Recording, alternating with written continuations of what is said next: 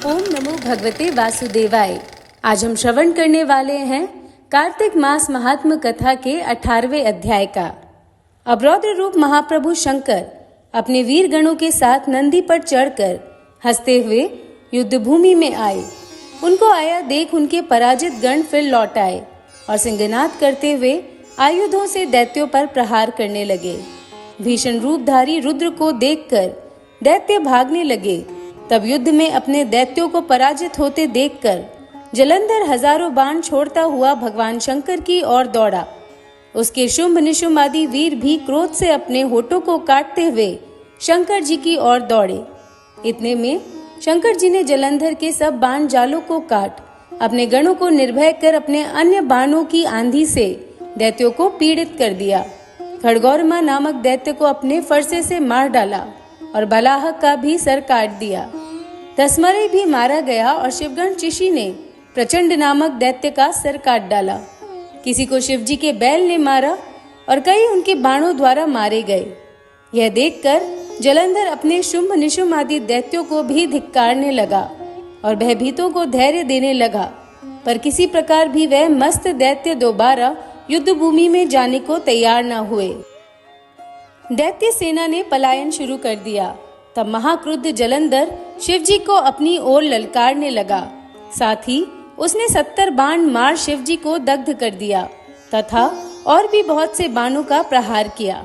शिवजी उसके बाणों को काटते रहे, यहाँ तक कि उन्होंने जलंधर की ध्वजा क्षेत्र और धनुष को भी काट दिया। फिर 7 बाण मारकर उनके शरीर में आघात पहुंचाया। धनुष के कट जाने से जलंधर ने प्रचंड बाण मारकर उनकी गदा के टुकड़े कर दिए।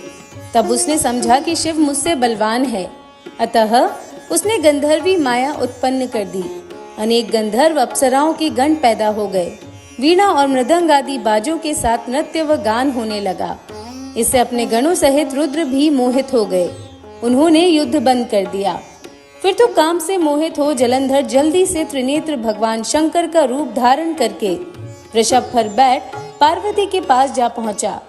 उधर जब पार्वती ने अपने पति को आते देखा तो अपने सखियों का साथ छोड़ दिया और आगे आई पार्वती को देखकर कामातुर जलंधर जड़ सा हो गया। गौरी ने उसे दानव समझा। वह अंतर्ध्यान होकर उत्तर की ओर मानस पर चली गई। महापार्वती को देखकर जलंधर फिर शिवजी की ओर लौटा।